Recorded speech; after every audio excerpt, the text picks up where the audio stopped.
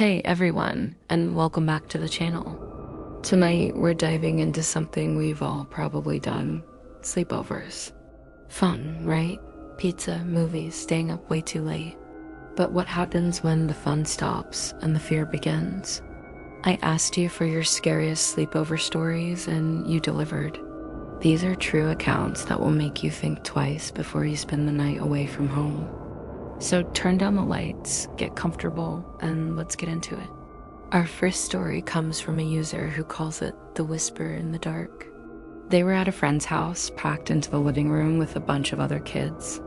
Deep in the night, they woke up to a faint sound, a whisper. It was their name, being repeated over and over again. They looked around, but everyone else was sound asleep, snoring softly. Thinking it was one of their friends messing with them, they whispered back, "What do you want?" The room went silent for a moment, and then the whisper came back, closer this time, right by their ear. It said, "I'm not your friend." Chills shot down their spine. They squeezed their eyes shut and didn't dare to move until the sun came up. The worst part? The next morning, as they were packing up their sleeping bag, they saw it. Scratched into the drywall, right above where their head had been, was their name. Next up, a classic sleepover ritual that went horribly wrong.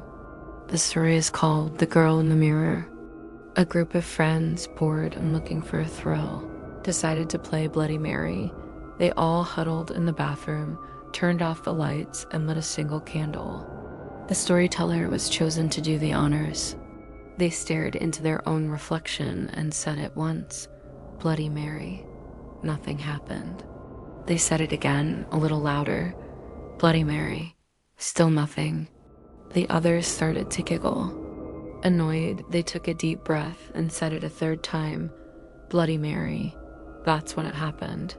In the flickering candlelight, they saw a figure materialize in the mirror, standing right behind them, a dark, shadowy shape. Everyone screamed and scrambled out of the bathroom, but our storyteller was frozen, staring at the reflection. They finally snapped out of it and spun around. But the bathroom was empty. Their friends were gone. Confused, they turned back to the mirror and their hearts stopped. They were still there, in the reflection, looking back at them with a terrifying, vacant stare. The real them was gone. They had switched places. This next one proves you should never, ever ignore strange sounds in a new house. At a sleepover in an old, creaky home, the group was startled awake around 2 a.m. by a distinct sound, knocking, a slow, rhythmic thud, thud, thud, coming from below. It was coming from the basement door. One of them, trying to be brave, nervously joked, "Oh, it's just the house settling." It was an old house, so it seemed plausible enough to let them get back to a restless sleep. But the sound lingered in their minds. The next morning, curiosity got the better of them. They crept over to the basement door to investigate. They didn't find anything on their side, so they slowly pulled the heavy door open. Their blood ran cold.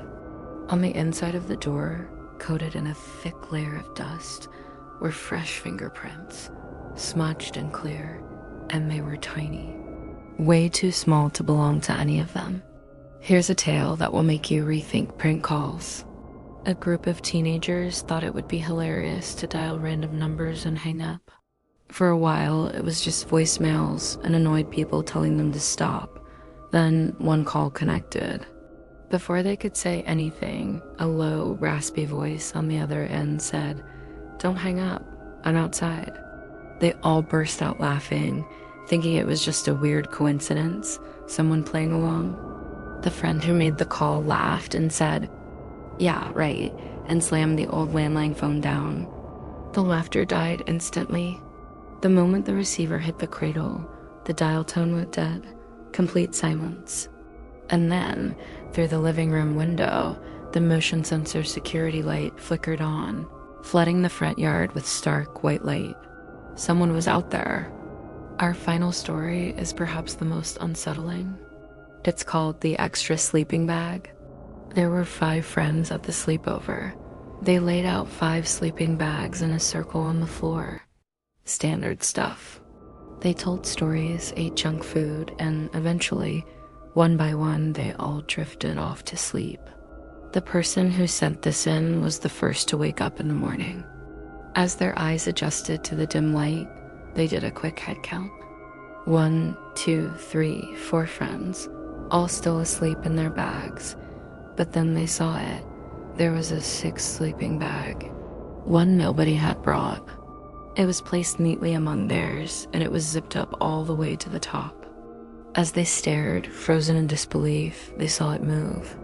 A slow, subtle rise and fall. It was breathing.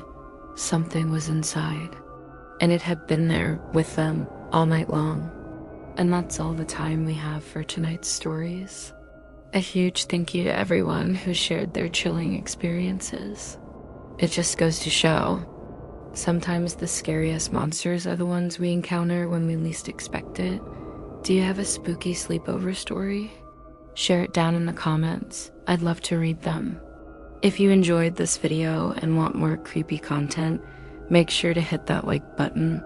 And don't forget to subscribe and turn on notifications so you don't miss the next one. Stay safe out there, and thanks for watching.